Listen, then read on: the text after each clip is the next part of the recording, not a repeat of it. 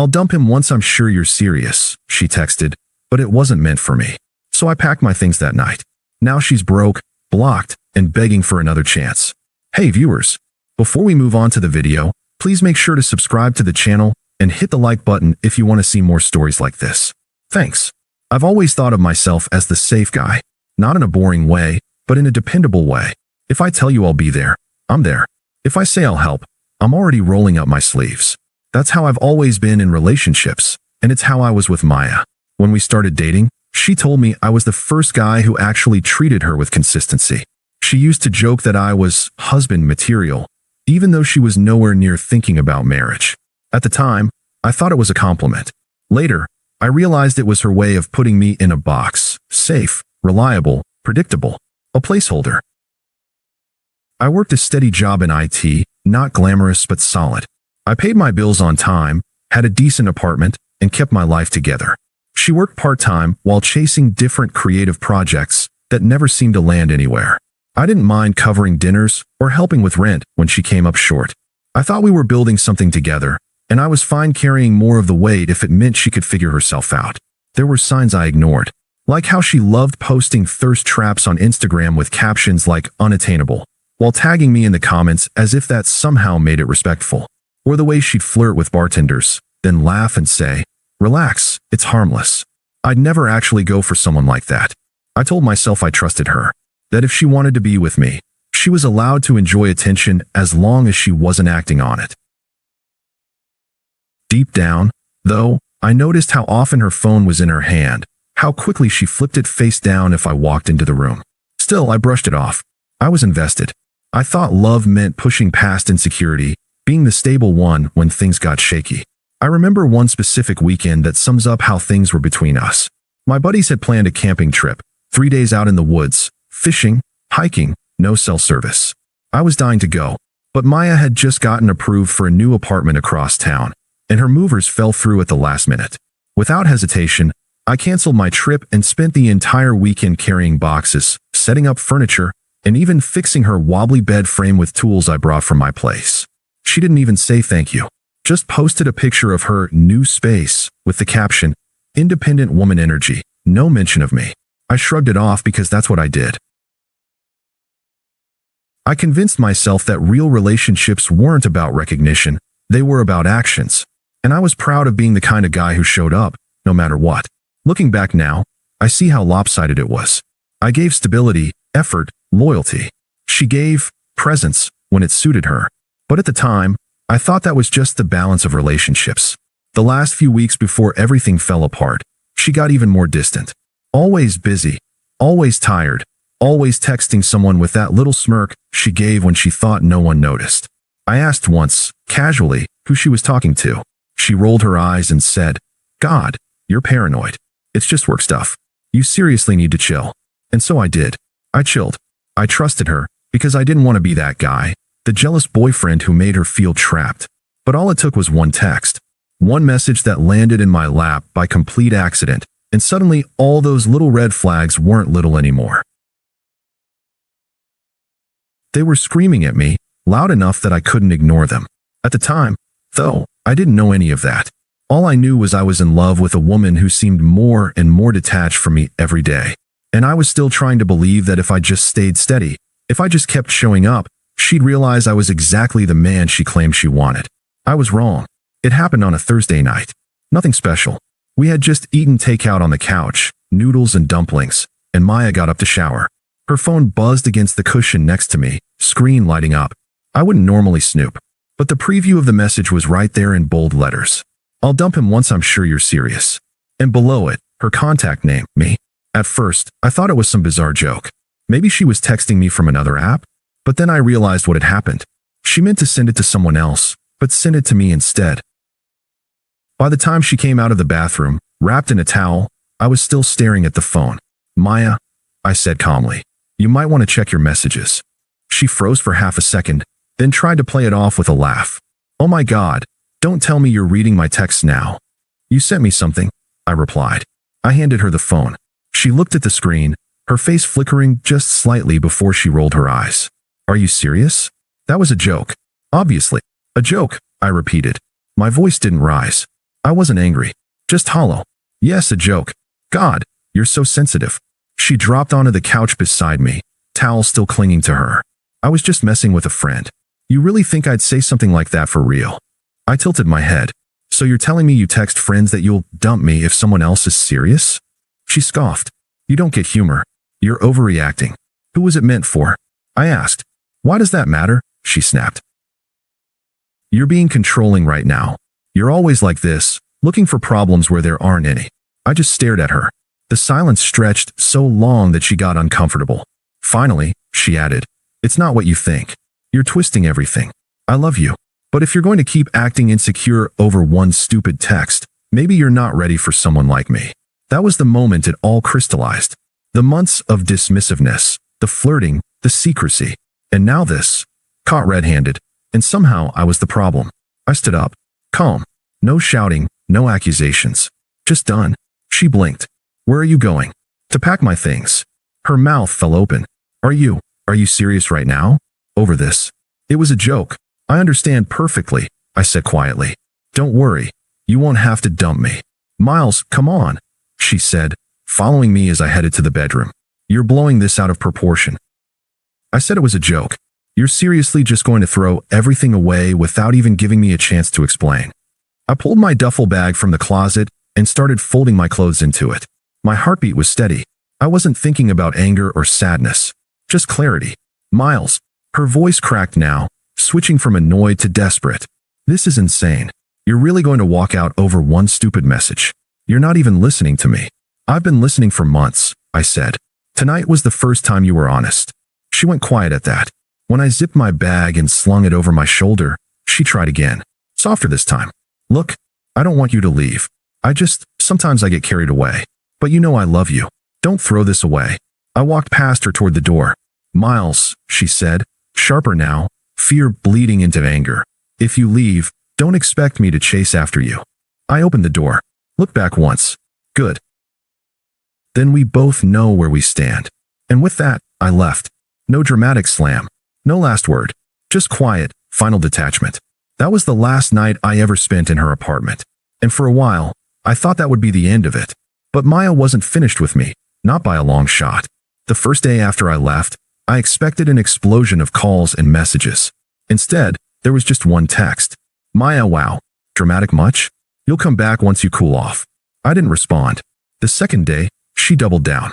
Maya, you always overreact. I was right not to text you at first. You needed space to realize how ridiculous you're being. I ignored it. By day 3, the tone had changed. Maya, seriously, Miles. Are you just not going to talk to me at all? After everything we've been through. I put my phone on Do Not Disturb and went for a run. Every mile I pounded out on the pavement felt like I was shaking off another piece of her. That weekend, I went out with my buddies for the first time in months. The same guys I ditched for her moving weekend. When I told them I was done with Maya, they didn't even look surprised. Dude, my friend James said, shaking his head. We've been waiting for this. She treated you like a backup plan the whole time. I tried to defend her out of habit. She wasn't that bad. James raised an eyebrow. She literally called you her safe option. More than once. You really didn't notice? I felt a chill run down my back. I had noticed. I just convinced myself she meant it in a different way. That night, my phone lit up again. Maya. So what? You think ghosting me makes you look strong? It makes you look weak. Only cowards run away instead of talking things out. I typed out a reply, then deleted it. I wasn't going to give her the satisfaction. Instead, I posted a picture with my friends at the bar. Nothing flashy. Just me smiling for the first time in weeks. I knew she'd see it. Sure enough, the next morning, Maya, glad you're having fun. I see you don't care at all.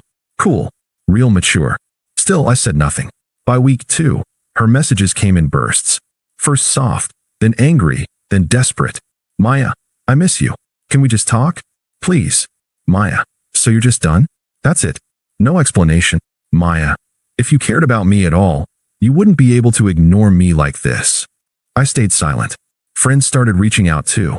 Apparently, Maya was telling anyone who would listen that I'd abandoned her for no reason. When one of our mutual friends, Kara, called me, I kept it short. Miles, what happened? Maya says you just walked out. I said, ask her why. There was a pause. Then, oh, and she hung up. That became my standard response. No explanations. No details. Just those 3 words. It forced people to go back to Maya, and apparently, she wasn't good at hiding her story. By the end of the 2nd week, Maya's messages took on a bitter edge. Maya, you think you're too good for me? Newsflash, Miles, you're not. You're boring. Predictable. No one's going to want you long term. I didn't answer. But later that night, another message came through. Maya, I'm sorry. I didn't mean that. I don't know why you're doing this. Please, just talk to me. For the first time, I felt a stab of something other than anger or numbness. I felt pity. And then, immediately after, relief. Because that pity lasted all of 5 seconds before I realized. She wasn't sorry for what she'd done. She was sorry for losing control. That was the difference. So I let the phone buzz, set it face down, and went to bed. It was the best sleep I'd had in months. By then, Maya had no idea, but karma was already starting to catch up to her. The guy she'd gambled on, the one she thought was her upgrade, was about to show her exactly how replaceable she really was. And I didn't have to lift a finger. I didn't know all the details at first. I wasn't looking for them. But word has a way of getting around when someone burns too many bridges. It started with a late-night call from James. Dude, you're not gonna believe this, he said, half laughing. Remember that guy Maya was, let's say, entertaining on the side? Yeah. Well, turns out he had a girlfriend the entire time. Long-term. Like, living together long-term. She found out, kicked him out, and he basically ghosted Maya the second his life blew up. I let that sink in. It wasn't shock. Not really. More like confirmation of what I already knew. Maya had been gambling with a stacked deck. Apparently, she tried to spin the story to her friends. Told them she was the victim, that he'd led her on, that she never meant to hurt me. But people remembered the way she bragged about trading up before we even broke up. The mask was off. One by one, her circle started shrinking. Invitations stopped coming. Group chats went quiet. Even Kara, who had always defended her, pulled back after realizing Maya had lied about me just walking out for no reason. Meanwhile, my life was lighter.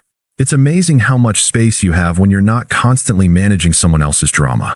I started staying late at work, not because I had to, but because I wanted to. My boss noticed, and within a month, I was offered a promotion I'd been overlooked for before. I picked up old hobbies too. Running became routine. I dusted off my guitar, something I hadn't touched in over a year. I went out with friends without guilt, and for the first time in a long time, I laughed without wondering who was going to text me angry paragraphs about being neglected. And in the background, Maya kept trying. The messages shifted again. Maya, I miss us. I know I messed up, but we had something real. Please just talk to me. Maya, everyone's turned their backs on me. You're the only person who ever really cared. And then, when that didn't work, Maya, I can't believe you're doing this to me. You're punishing me when you know I'm already hurting. But by then, her words didn't sting anymore. They didn't even register as personal. They were just noise from someone who no longer had access to my life. The last piece of the puzzle came through mutual friends again. Apparently, Maya had to move back in with her parents. Rent got too expensive without help, and no one was lining up to play savior. The girl who once bragged about being independent woman energy was back in her childhood bedroom, unemployed, cut off from most of her friends, and abandoned by the guy she thought was her ticket to something better. I didn't gloat. I didn't celebrate. I just lived. And that, I realized, was the best kind of revenge. But Maya wasn't done yet. It happened about 3 months later. I was grabbing coffee on a Saturday morning, earbuds in, halfway through a podcast, when someone tapped me on the shoulder. I turned, and there she was. Maya. She looked different. Tired. Her hair was unwashed, clothes wrinkled. The sharp, polished version of her I'd known was gone. Miles, she said softly. Can we talk? I pulled out an earbud, but didn't smile. About what? She bit her lip. About us. About everything. There is no us, Maya. She flinched, but pressed on. I know I screwed up. I know I hurt you. But you were the only person who ever actually cared about me. And I didn't see it until it was too late. I stayed quiet. She stepped closer, voice trembling now. I thought I wanted more excitement, more passion, whatever.